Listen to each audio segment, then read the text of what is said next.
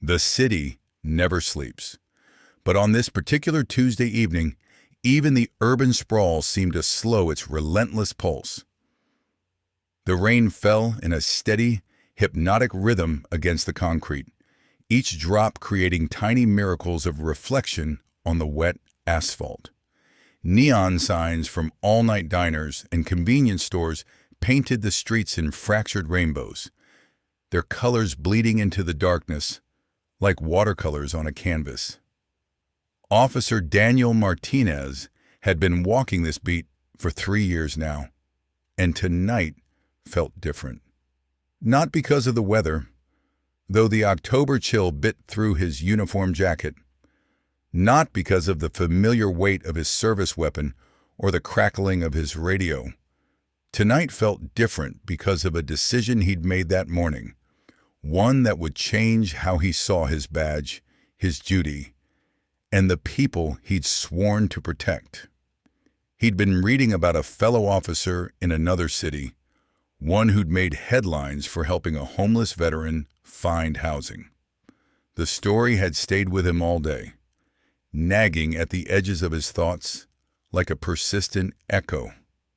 As he walked down Fifth Street, passing the same shops and doorways he'd patrolled hundreds of times before, he wondered if he was making a real difference or just going through the motions. The steady rhythm of his footsteps was broken by the sight of a figure hunched against the glass front of Carson's Electronics. The man was almost invisible in the shadows, just another piece of urban furniture that most people would step around without a second glance. But Daniel had been trained to notice details, to see what others missed. The man's clothes were layers of worn fabric, each piece telling a story of survival against the elements. His hood was pulled low, but not low enough to hide the weathered hands that held a piece of cardboard with 3 simple words: "I'm sorry." Those words hit Daniel like a physical blow. Not "help me" or "hungry" or any of the other phrases he'd seen on countless signs. Just "I'm sorry." Sorry for existing? Sorry for being visible? Sorry for taking up space in a world that seemed to have forgotten about him? Daniel's training kicked in automatically. This was a routine matter.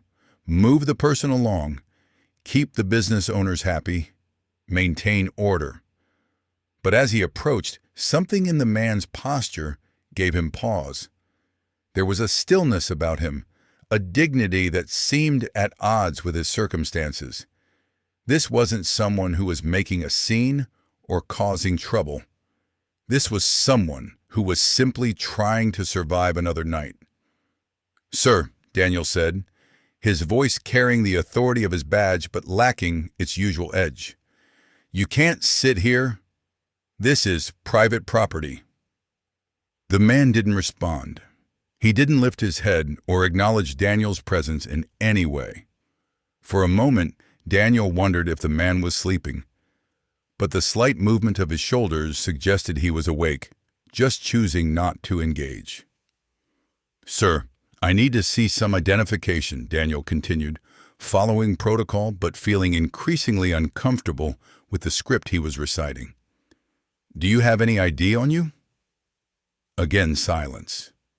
The only sound was the rain continuing its gentle percussion against the storefront awning and the distant hum of traffic on the main street. Daniel studied the man more carefully now. There was something familiar about his posture, something that reminded him of his own grandfather, a man who'd served in Vietnam and rarely spoke about those days, but carried them with him like invisible weights. "I'm sorry, but I'm going to need to check your bag," Daniel said, gesturing towards the worn backpack that sat beside the man like a faithful companion. "It's standard procedure." The man's head lifted slightly, not enough to show his face, but enough to signal that he'd heard.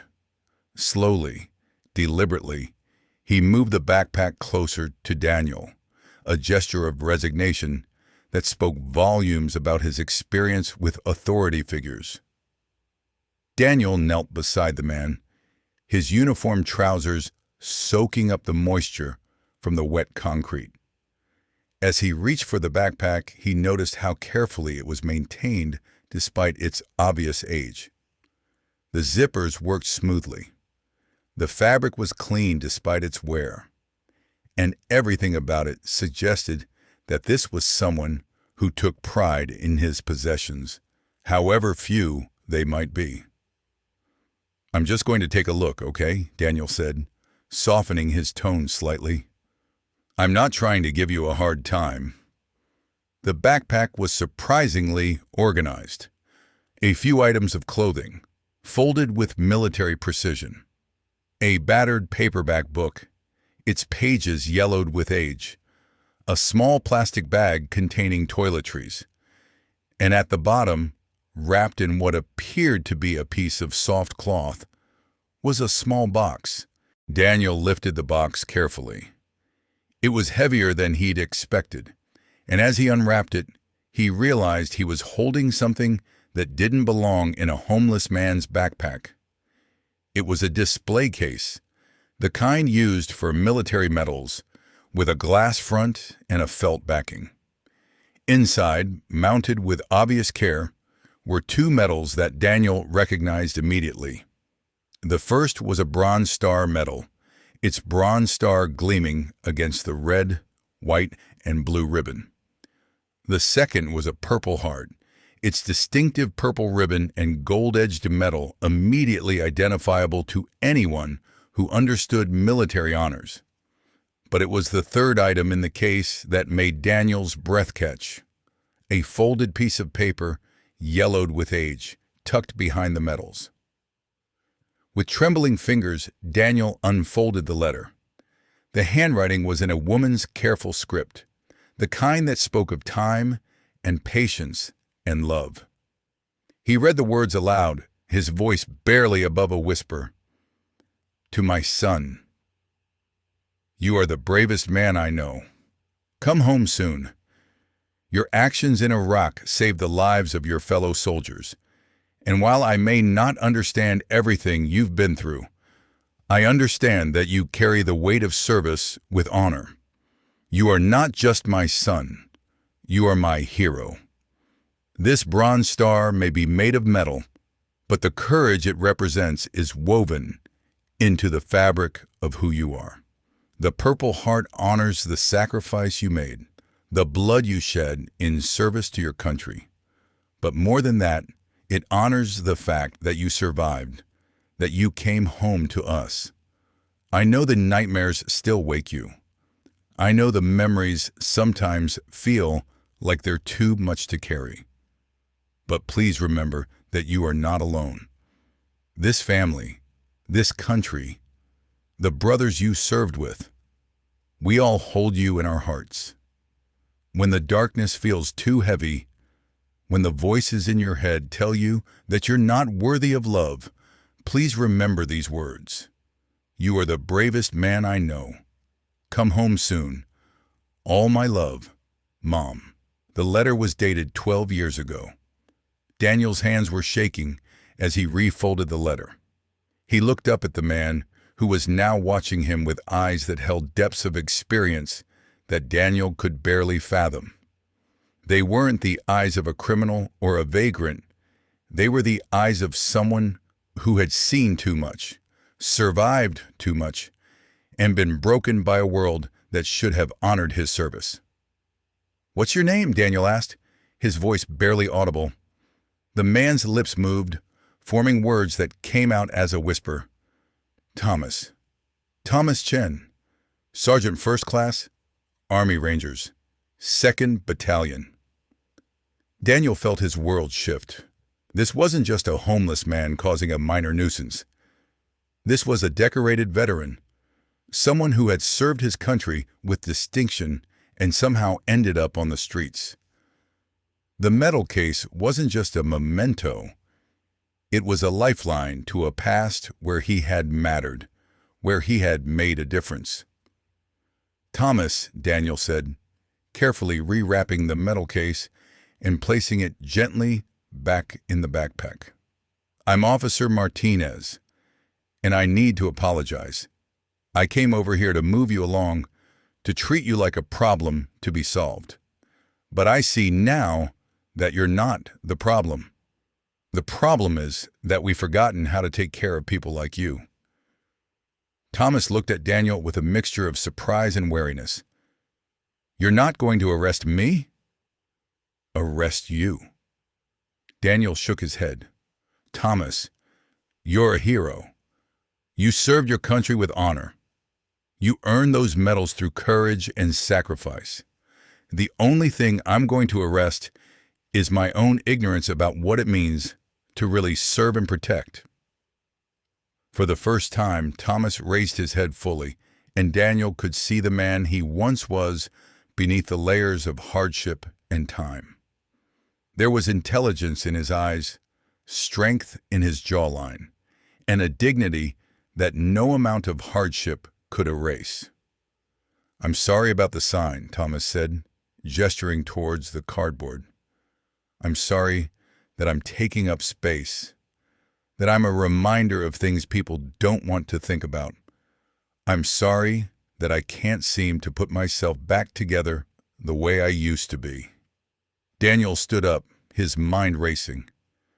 This wasn't just about Thomas anymore.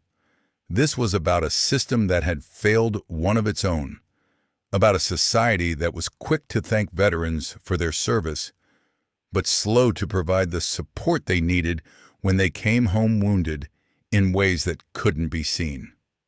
"Thomas, you have nothing to be sorry for," Daniel said. "But I have a question. When was the last time you had a warm meal? When was the last time you slept in a real bed?" Thomas thought for a moment. "I don't remember. Maybe 6 months ago. There was a shelter, but it was only for one night." Daniel made a decision that would have seemed impossible an hour ago. He reached for his radio and called his dispatcher. "This is Officer Martinez. I'm going to need some assistance, but not the kind you might think. I need information on available shelter beds, veterans services, and any resources we have for helping someone who's earned the right to be helped." As he spoke into the radio, Daniel noticed Thomas watching him with a mixture of hope and disbelief. How many promises had been broken? How many people had said they would help only to disappear when the moment became inconvenient? "Thomas," Daniel said, after finishing his radio call, "I'm going to be straight with you. I don't know if I can fix everything that's gone wrong in your life, but I can promise you this. You're not sleeping on concrete tonight. Not while I'm wearing this badge." Daniel took off his own jacket and draped it over Thomas's shoulders. It was a small gesture, but it represented something larger. One person recognizing the humanity in another. One service member honoring another. "My grandfather was in Vietnam," Daniel said, as he helped Thomas to his feet. "He never talked about it much, but I remember him saying that the hardest part about coming home wasn't the flashbacks or the nightmares. It was feeling like no one understood what he'd been through, like he was carrying this weight alone." Thomas nodded slowly. "The weight never gets lighter. You just get stronger at carrying it. But sometimes when you're tired and hungry and cold, it feels like it's going to crush you." They walked together toward Daniel's patrol car, two men from different generations and different wars, united by their understanding of service and sacrifice. As they passed under a streetlight, Daniel could see Thomas more clearly now. The way he held himself with military bearing despite his circumstances. The way he carefully secured his backpack as if it contained treasures, which in many ways it did. "The shelter I'm taking you to," Daniel said, "it's run by a veteran. Good man named Rodriguez. He served in Afghanistan. He understands what it's like to come home to a world that's moved on without you. Thomas stopped walking. You're really doing this? You're really helping me? Thomas, I'm not just helping you. You're helping me. You're helping me remember why I became a cop in the first place. It wasn't to bust people for loitering or to enforce property laws. It was to protect and serve. And that means protecting and serving everyone, especially those who've already served. As they reached the patrol car, Daniel opened the door for Thomas, not as a criminal being arrested, but as a person deserving of dignity and respect. The gesture wasn't lost on Thomas, who paused before getting in. "Officer Martinez," Thomas said, "thank you. Not just for tonight, but for seeing me as a person instead of a problem." Daniel climbed into the driver's seat and started the engine. As they drove through the rain-slicked streets, he thought about the story he'd read that morning, the one about the officer who'd helped a homeless veteran. He realized now that those stories weren't just feel-good news items. They were reminders of what was possible when people chose to see beyond the surface, when they chose to act with compassion instead of just following procedure. "Thomas," Daniel said as they neared the shelter, "I want to ask you something. Would you be willing to tell your story? Not just to me, but to other people? I think there are a lot of folks who need to hear about what you've been through, about what veterans face when they come home." Thomas was quiet for a long moment. "I don't know if I'm ready for that. I've been invisible for so long. It's hard to imagine being seen again." "You don't have to decide tonight," Daniel said. "But I want you to know that your story matters. Your service matters. And what happened to you afterward? That matters too. Because if we don't talk about it, if we don't understand it, then we can't fix it." As they pulled up to the shelter, Daniel saw lights in the windows and knew that Thomas would be warm tonight, that he would be fed and cared for by people who understood his journey. But more than that, he knew that this was just the beginning. Thomas needed more than one night of shelter. He needed health care, counseling, job training, and most of all, he needed to know that his service and sacrifice were valued. Before Thomas got out of the car, Daniel handed him a business card. "This has my direct number. If you need anything, if you want to talk, if you just want to know that someone cares, you call me, day or night." Thomas looked at the card, then at Daniel. "Why are you doing this?" Daniel thought about the question. Because 12 years ago, a mother wrote a letter to her son, telling him he was the bravest man she knew. She asked him to come home. Tonight, I'm helping you take another step toward coming home. Not just to a place, but to a life where you're valued and supported and remembered for who you are, not just what you've been through. As Thomas walked toward the shelter entrance, Daniel watched him go. The man who had been invisible on the street corner was now walking with purpose, his head held high, his mother's words echoing in his mind. "You are the bravest man I know." Daniel sat in his patrol car for a few minutes, watching the lights in the shelter windows and thinking about the night's events. He realized that he had learned something important about what it means to serve and protect. It wasn't just about enforcing laws or maintaining order. It was about recognizing the humanity in everyone, especially those who had already given so much in service to others. As he drove back to his patrol route, Daniel made a mental note to follow up with Thomas in the morning. He would make sure that the resources were available, that the promises made tonight would be kept.